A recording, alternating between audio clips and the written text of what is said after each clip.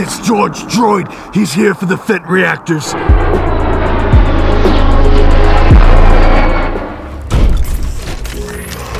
Not today, George.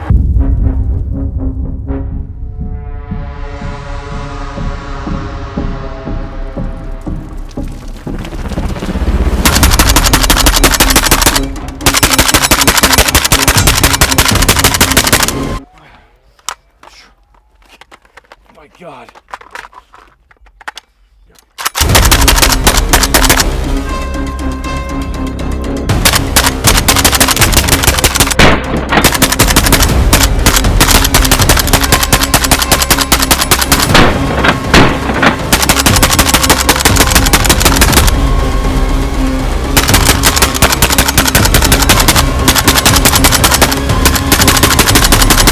George, it's over. The Fent is safe.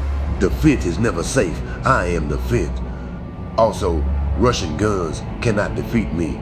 Oh, well, it's made in America and it's 300 blackout. Right here we have the OTS-14 Groza, or as they very lovingly call it, the OST, get Stuff and Things. So Stuff and Things has made a conversion kit for the Krink to convert it into a Groza. Now, if you don't know anything about the Groza, that is pretty much what the Groza is. There's a lot of very interesting things about this particular rifle, and up until getting these conversion kits, you really didn't see these within the United States, so it's definitely been a treat to be able to have one of these, especially one that's as close to the real thing as this is right here. Obviously, you know, concessions were made in terms of machining, etc., but this is about 90% there, and you get a really cool, very vibey firearm. If you guys played, you know, Stalker, Shadow of Chernobyl, Call of Duty, everything, this is a star of all those games, and it's just been a childhood dream to have one. So, for the first time in Garand, we're able to do a review on this, talk about how it is, and man, does it have all the problems that the Russians complained about. But before we get into it, if you don't know, this content is kept free, and it's kept free by our wonderful sponsors. Most importantly, we have Primary Arms. They have been a sponsor forever, but more importantly, they have incredible optics. They're 1-8. Their new 1.5 to 12 is an absolute game changer. I hate saying that. In my opinion, I absolutely love it. And of course, all their cool pistol optics that are made in the US. Go and check them out. We love them. And of course, guys, if you're looking to get cool kit, cool pouches, etc., we have G-code. And more importantly, 20% off with discount code Garantham, no space. Get in there, G-code's all made in the USA, awesome pouches. If you guys are looking to get a rifle, well, we can't recommend BCM more. It's a great value to what you're getting. A BCM will typically do 85 to 90 of what many of your Gucci guns will do. We recommend them. We love the 11.5 MCMR. Go and check them out. Final thing, all ammunition is provided for by Last Shot Arizona, premium ammo provider. They have all that really cool, good defensive stuff, munitions, little grenades, all that great stuff. Go check them out. We love them. All that being said, let's get into the Groza. So right here we have the Groza. A lot of discussion about what it is, how it works. The thing that's important, we'll break down a lot of that during the black screen, but this was made as a special operations rifle, as a special police rifle. This would be something that would be used in very special operations. And the one thing you can say about it is this thing is super, super compact. So the thing about Russia, if you guys don't already know, is that while they can make things, they don't have a whole lot of infrastructure or money to make changes to what they're already making. So when you look at it, you realize this is just a Krink bullpup, and that's precisely what it is.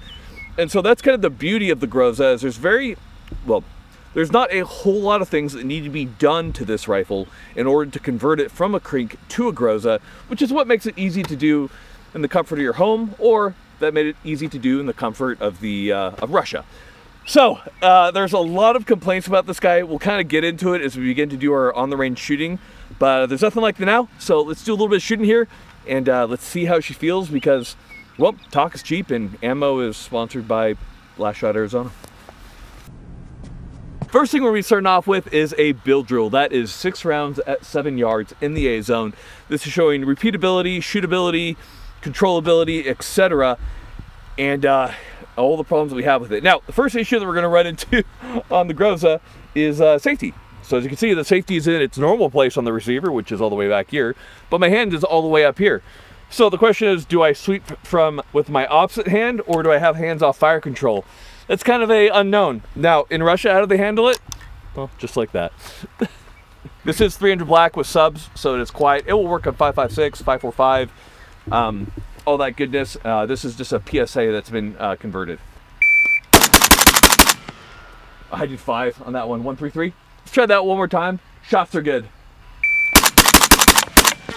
Ooh, a little bit of trigger freeze. 133, the exact same time. Let's take a look. So it's easy to get on target.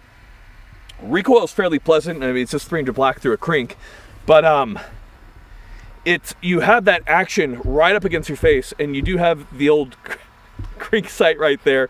So it's not the most comfortable position to be in. They are coming out with an optic rail on this to mount Picatinny, and it would definitely be easier to be a little bit more upright than sucking down into that iron sight. That is not the most pleasant thing to fire. Trigger's not terrible. Let's do that one more time, and then Preston, you're up, buddy. We are out. 0.44, fastest one yet. Reload. So, as you can see, your front grip kind of gets in the way sometimes. So when you're reloading it, it kind of tends to get stuck a little bit. But the problem is insertion. Oh my God, I did it so good right there. Okay, it's not a whole lot of room to maneuver. You just got to work with it. 117. Nice. Okay, we're all A's on right there. Looks good, feels good. You're up, buddy. Fucking hell, dude. 214. All right, run it back, run it back. Run it back, run it back. Nice. 151. One more. Good. One low, 146. Good job, buddy. Let's safety up. It's a weird gun, and you could see when Preston's holding, Preston being a good old natty guard guy in the army. You have a very kind of thin area to put your cheek up against. Is that something that you noticed right away? I mean, yeah, you're like putting your face on a rail. It's not. It's not the most comfy, and the length of pull is going to be very short. It can be a little bit better. So if you on this model, you can add a sleeve that you can have a front grip on. You can't really mount the suppressor on that. So that definitely does help. That's always a consequence of bullpups. Really kind of weird length of pull, but this thing is super compact, super maneuverable. So with all that being said, let's move to our next drill, which is our favorite, which is transition, which is the only one we like on this channel. It's always unknown. How's that reload gonna go? So I found you definitely got to hit it. See, it's definitely somewhat mag dependent. That's so weird because it's like, I think for it to do it, I think the best way that we've learned is sweeping up over top. So mag in, and then roll over and rack. Okay. Go ahead and start on target. We'll get 1, 2, 3 going across. We're essentially testing the ability of the rifle, how maneuverable it is as you swing between targets. 0.82. Okay, we got clean going across. All right, let's do it one more. 0.73. Okay, that feels pretty good. The gun, because it's so short, you really do have the majority of that weight just tucked back into you. So it is easy to maneuver it across, but as you can see, the support hand that you have is kind of at a weird position. So what I've been doing is kind of wrapping in front of the trigger guard and thumb up over top right there. And that seems to help quite a bit. It's just kind of an awkward gun to handle. But I will give it to the Russians. They worked with what they had. Next thing we'll do is we'll go ahead and do just a little mag dump here, show you how the recoil is looking. So this is 300 black, so understand that the different models that you can choose from will recoil differently, but this will just give you a little idea of what we got. You ready? Yep.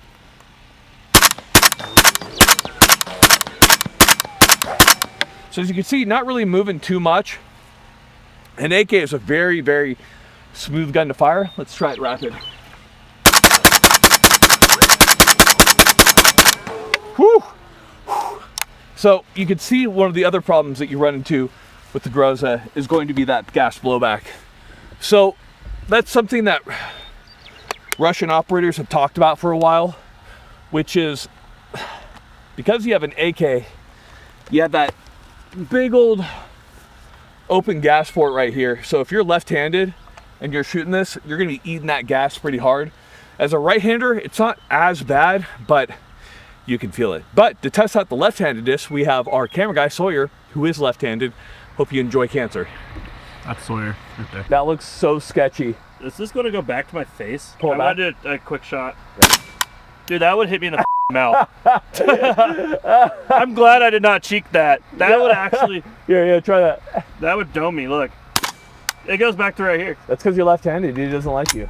Don't make fun of my birth defect. To be clear, I'm left-handed and I just don't shoot left-handed. You know about that? We've gone over this, Mike. You don't want to be No, left-hander. we'll say this. Very maneuverable. You jammed it. I don't like this gun. So as you can see, that does bring up another important point that Russian operators have talked about a lot, which is shooting left-handed. Now, how important is shooting left-handed? Well, there's not a whole lot of left-handed shooters, but more importantly, there might be a time when you may need to switch a shoulder. That's not usually during CQB, but often when holding corners. An example would be if I'm holding on a right corner, right shoulder makes the most sense, so I'm exposing the least.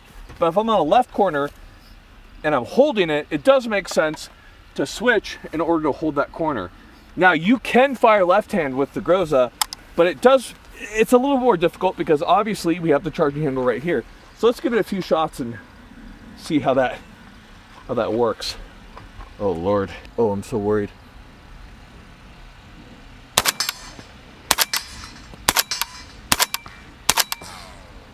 Doable, just not the funnest because I'm getting that gas and smoke directly impacting my face. That's just AK stuff. So there are certainly some drawbacks to this system because of that, but in general, that's usually a bullpup drawback unless a bullpup is well engineered to be able to switch sides or switch its ejection pattern. And that brings us kind of to the Groza and a lot of the on-the-range shooting. Let's go ahead, let's bring this into the black screen. Let's break this thing down. Let's talk about the history. And you know what? Blow out soon, fellow stalker. We've done a lot of shooting. Let's do a lot of talking as we delve into the OTS-14 Groza, or more specifically, the Stuff and Things conversion, the OST Stuff and Things 14.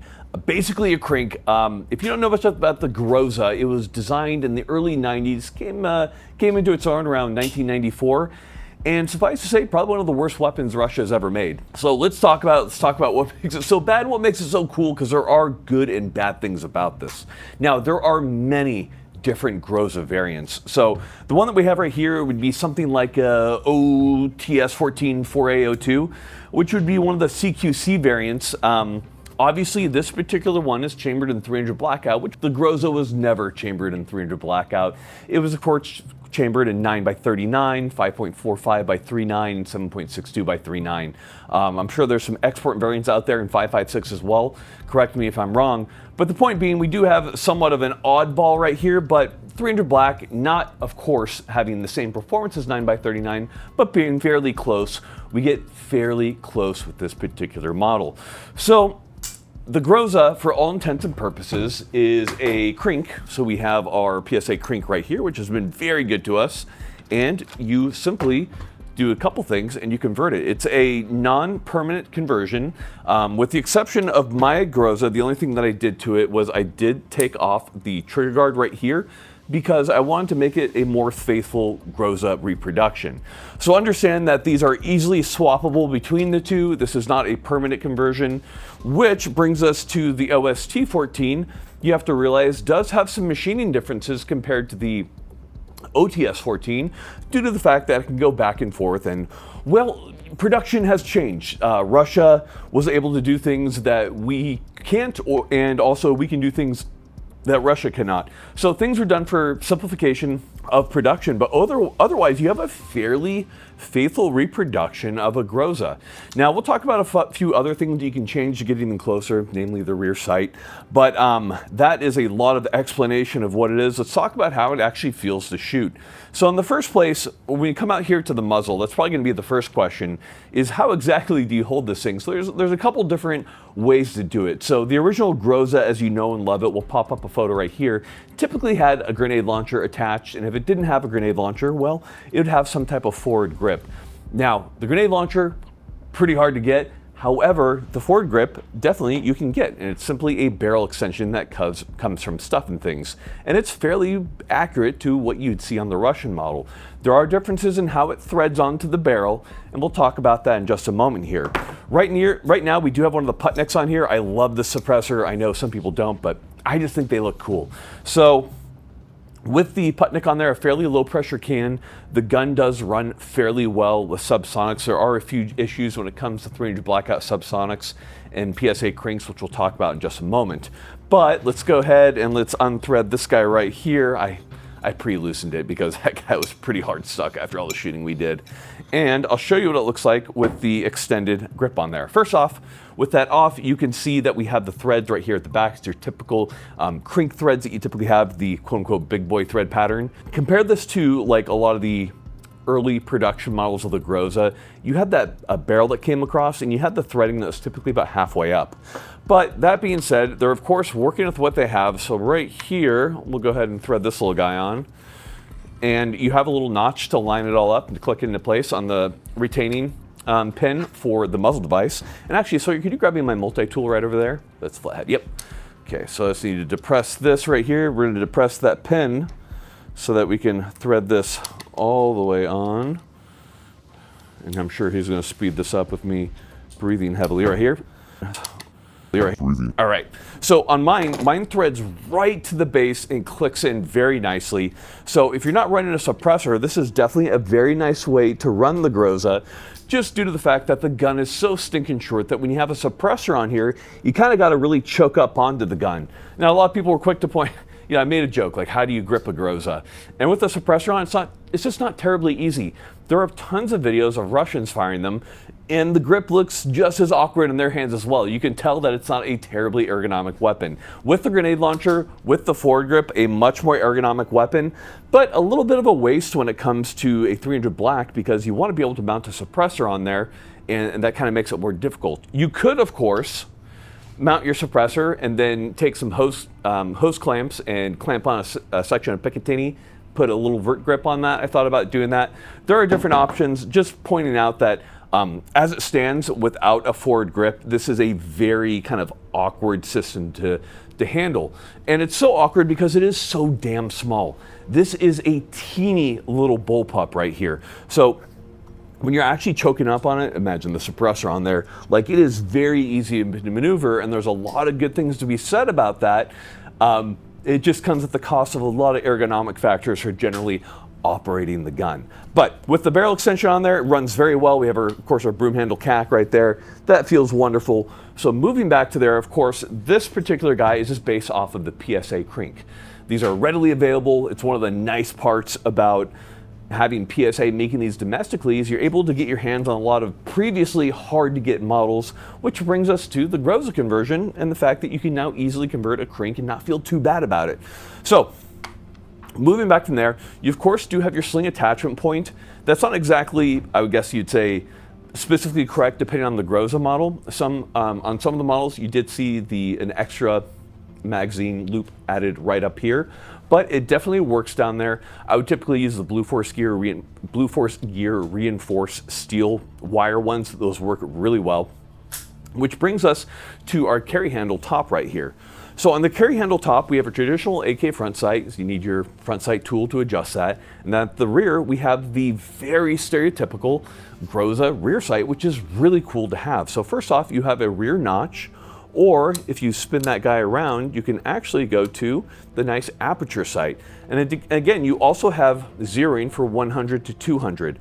So we don't really have windage available, but we certainly have elevation.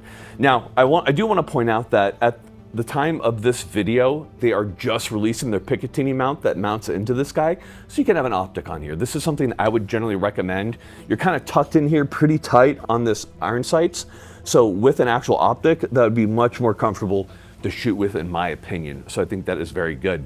As far as this architecture goes, depending on the model of Groza and which generation you're looking at, it doesn't really match up specifically, because there were some things that were done at the factory on Russian Grozas to differentiate them somewhat, especially in the front sight gas block area, but overall fairly good production. That brings us down to the lower right here. Now on the lower, typically on your Groza, these are of course switchable, from grenade launchers and grenade launcher triggers and switchers and all that kind of stuff to the extended barrel. There was a lot of different options that you had to change up the weapon for a variety of mission configurations. This is kind of what set the Groza apart compared to many other weapons that were coming out within Russia at the time, which was Russia designed it so that you could make sure it would fit into your mission profile. Now, on the Russian Groza, on the grenade launcher, it's very cool. It actually has a single trigger for the grenade launcher and the firing trigger to fire your normal gun, and that was simply a lever that you could click back and forth to cycle between the two. This, of course, ended up being not so good for the Russians in the field. They had multiple complaints about it. We won't, of course, get to experience that, but when it comes to the trigger that we have on the Groza right here, it's actually quite good. So, to be clear, this is simply an AK trigger with a linkage. If you know anything about linkages for bullpups, you got to bring that all the way back to the fire control group. Often you have a very bad trigger. In the case of this one, it really isn't too bad. So we have your typical creep, a little bit more than your typical AK, but you have a clean let off at about, let's say about 4.5 pounds. Reset, pretty tactile. Off that reset, about 4 pounds. So it actually feels pretty good overall, and you do have to give it to them. They did make the trigger work fairly well. I just ripped out some arm hair when I put that magazine in. A little bit of pain is good for everybody. Of course, with the furniture right here, we have our gas tube up top. We have wood furniture here. You can, of course, change it out for whatever you want. We have a bottom wood grip right here because it looks classy as heck. You can, of course, change that out. Do understand that your clearance between rear grip and magazine is very small. Now, on many bullpups, this isn't so much of an issue because they're using Stenag mags, etc., etc. However, on the AK, due to the fact that the magazine has to rock in, it can definitely be problematic. So let me kind of show you what I mean. So this is a 5.56 magazine. We also have a 5.45 magazine with a Pod Arms 5.56 follower in there. And to be clear, there's not a 300 blackout specific magazine that I've seen or follower that I've seen yet. I'm sure they will be designed. But I think that's led to some of the issues that we've had with the PSA crank, not the Stuff and Things kit. That doesn't have any effect on function. But as near as I can tell, with subsonics, they run into the problems that your typical 5.56 magazines give to subsonics, which is that the shape and the length of the projectile on a subsonic round can lead to some cycling and feeding issues. So we found that about 23 to 24 rounds in a magazine for 300 blackout is kind of the sweet spot, but I kind of digress right there. So obviously you have to rock the mag in. So to release it, you, of course, push it forward. It kind of barely hits that thing, your grip right there, and barely kind of inches its way out. So if you, such a pain. So if you want to flick it out, it's a little bit more difficult. You kind of have to end up ripping. It kind of catches on the lip. And then when you're inserting it, if your hand is right here, what I found is that you actually can't get the correct angle because you're not able to rock it in enough. So what I end up doing is I end up just doing this type of grip on the magazine. That allows me to get it in and then charge that weapon. So understand there's a little bit of ergonomic problems when it comes to the Groza. And this isn't just a problem with Stuff and Things or with the Krink or anything along those lines. This is actually a fairly common complaint that you saw from Russian operators in whatever theaters they happen to be in, whether it be Chechnya or beyond. So what they've noted is that when that gun is tucked into your shoulder and you're shooting, you need to do that rapid reload, that it's an awkward, not awkward, it's just not the funnest to do. So you compare that to, like, you see me struggling, you're like, oh, this guy doesn't know how to load AKs. So you compare this to like your typical Krink right here, and this guy is very easy to load in comparison. So it's just an issue that there's not a whole lot of clearance when it comes to the magazine to the front grip, and this is a well-known problem. Now, a couple holdovers that you'll see right here that have led to not any specific issues, but something you might want to be aware of is obviously having a sight rail right here. Not needed. What are you gonna do? Put your sight right here and just kind of, remember that one video of the African dude like trying to shoot the Galil? It's just hitting it. Have you seen that video? No. You have to find it. But the point is, the optic rail right here doesn't make sense. On some older Grozas and certain models, you do see a rail right here to mount certain types of optics. But in reality, you saw a lot of just top-mounted scopes on the carry handle itself. And obviously with this particular model, you'll have a Picatinny rail to put in there, so it's not gonna be an issue. Now, as you can see in the shooting montage, we did have a few issues with this rear sight right here. So this is something that I'll probably end up removing because I'm gonna keep this guy set up as a Groza. I'm not gonna put it back into a Krink because, well, I think it's pretty dang cool. So I would definitely recommend shaving down this guy right here. You don't need it. On factory Grozas, you just see this right here, and there is obviously differences in the attachment method, as you can see, as a quick note. But when you are shouldering this guy, you get, unless you kind of really push your shoulder forward, and I do roll my shoulders forward a bit when I'm shooting, you can see that can definitely begin to interfere with that sight picture just a teeny bit. Depending on your size, or if you're a really tiny man, maybe you won't have a problem. Now, moving back from there, we of course have, you still have your catch for your stock. So now, of course not on my particular crank, but typically, if you don't have a optic right here, you're able to fold that socket. It can lock onto this latch right here to keep it nice and folded. But obviously there is no sock in the traditional sense on this guy, so this is somewhat not needed, but this is what you also see on Grozas. The thing you do have to understand with Russia and in their development of weapons is that as many common parts as they can keep with the AK pattern, the less it costs them and the more likely it is to be adopted. People are going to argue with me right here. With the exception of the AK-12, historically this has been the precedent that has been set if it's adopted in any large numbers. Now, despite all that, the Groza wasn't really adopted in large numbers, so I digress a little bit. But right here, where we have the stock, you can see we still have the typical stock release folding mechanism so that you can fold it out of the way. Of course, we just have this little nub guy right here, so I guess technically you could put a giant stock on that guy and just unbullpup your bullpup, or I don't even know what you call that. You just stock up. Yeah, get your bullpup all bricked up. You're gonna do something. But point is, it's just awkward to hold. So you do have sling attachment points right here. Overall, I do like how good of a job they did with the conversion and how easy it is to put the parts in. But it's like every time we do some type of experimental weapon here in Garand Thumb, it's like, man, this is a really cool gun. How come nobody ever adopted this? And then we use the experimental weapon. We're like, yeah, that's why no one ever used it, because it sucks. And that's kind of I hate to say it that way. Maybe I'm being a little bit dramatic, but the Groza is definitely a fairly unergonomic platform. When you're shooting it suppressed, because your face is right by the action right here, you definitely are getting a lot of that dust, blowback, grit, grime. Is it that big of a deal? No, who cares about cancer? But bigger than that, you're getting a bunch of that splatter constantly on your on your eye pro as you're shooting. And God forbid you ever have to switch shoulders if you're left-handed. That's just not really an option due to the charging handle coming back violently towards you. But you just got to be a little bit more careful on it. It's just, it is a bullpup. It is very compact. They sacrifice too much to keep it within that AK architecture. And you just ended up not having a good bullpup. You could change some things up, and I'm sure it could work much, much better.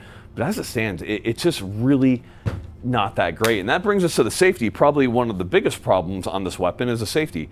And this isn't like they did this and, Stuff and Things did this and, oh my God, now you have a safety all the way back here. No, sir, that's the Groza. The Groza had the safety all the way back here. So the question is, how do you actuate that safety, okay? You're entering a building and you see somebody, so it's like, do you reach back and fire? Do you hand off fire control and then reach forward? Or as you're patrolling, are you like this, and then once you're ready, you reach up? There's a lot of methods. From photos that I've seen of Russians in the field, it's typically just kept like that. There's no way Russians put their guns on safe. Yeah. No, they're not putting them on safe. So just understand that it's a bad design, and that's problematic for the soldiers. I don't blame the soldiers at all for keeping that weapon on fire, because good God, can you imagine being in combat and having to actuate that safety constantly like an American would? It just doesn't lend itself to that. And I understand there is a gap between 1994 and current day and standards and how we train with firearms. So I'm not trying to judge it harshly. I'm just pointing out that it is an antiquated design, and because of that, you'll certainly notice it. So overall, that brings us kind of to the end of the Groza. Now, one thing I will say is you have most of your weight back here. The AK action, of course, is cycling through here. You have the spring and all that. So on the 300 Black, it's actually pretty nice. It's a very quiet, just mechanical action every time you're firing. Bullpups are typically louder at your ear compared to more traditional designs because, well, you have that action reverberating through your entire skull. Despite that, I found it very easy to control, very easy to shoot. It is very compact, and I definitely do appreciate that about it. It's just, as I've said, guys, it's just kind of an odd design, and it really never took off for good reason, because I don't consider it a terribly good gun. Now, that being said, if you are obsessed with Stalker and you want to do your best Stalker cosplay possible, and that is your life, well, this is pretty dang cool. If you just want a Groza because you think they're cool, well, it is a very good option.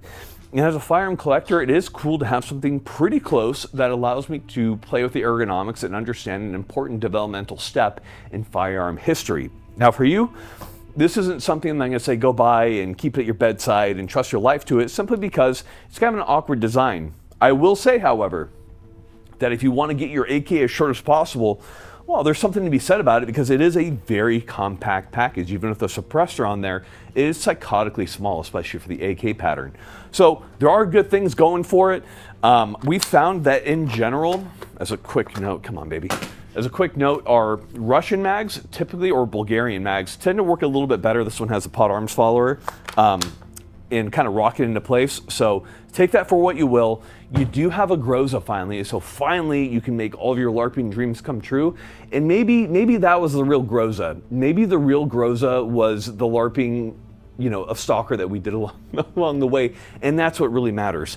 Overall, very well made, matches that Russian aesthetic. I do like it, it's just not terribly effective. So this definitely falls very, very solidly into the category of fun and not specifically something that you'd use in a real world situation. But guys, I hope you enjoyed the video on the Groza. I know I had a lot of fun getting hands-on time with it. Sawyer, I know you had fun getting hands-on time with it and actually shooting it and stuff, even though it wasn't terribly pleasant. Yeah. Well, I mean, I was complaining about not being able to shoot left-handed, but I thought about it afterwards. I can't shoot any bullpup left-handed, so it didn't make much of a difference to me. Yeah, that's fair. I mean, you can switch the AUG firing port, and you can. Yeah, but none of your AUGs are set up that way. Well, yeah, because I'm left-handed, but I shoot right because that's the right way to do it. Guys, thank you so much for watching. That's all we got for you today. Now, final thing for you guys is going to be a little bit of dad advice. Now, a little bit of dad advice for today is actually going to be from Sawyer. He's going to come in and give us his dad advice. And he wasn't ready. So that's what matters. Dude, I got like a cat hair like in my mouth. My God. Or it might be a dog hair. Who knows? All right. Oh, yeah, I can get the microphone and everything. Yeah, here you go. Come on. If your buddy has a gun with a stolen stock, it's free to you. Solid points.